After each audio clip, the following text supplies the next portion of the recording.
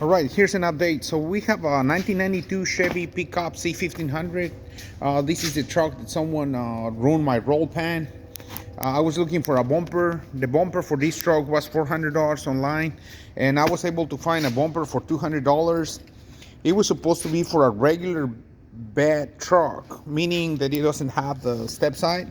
However, I bought the bumper, I measured it, and you have to modify it, but you pay $200 for this bumper. It's a brand new bumper, and we were able to successfully install it.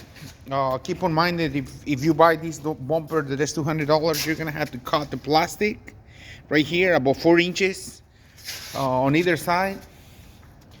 But you can definitely make it work. It's the same thing with the bumper itself. This is metal, so you have to cut about 4 inches, but you can definitely make it work and save yourself some money. So just stay tuned. Once we paint it and finish it on the truck, I'll post another video.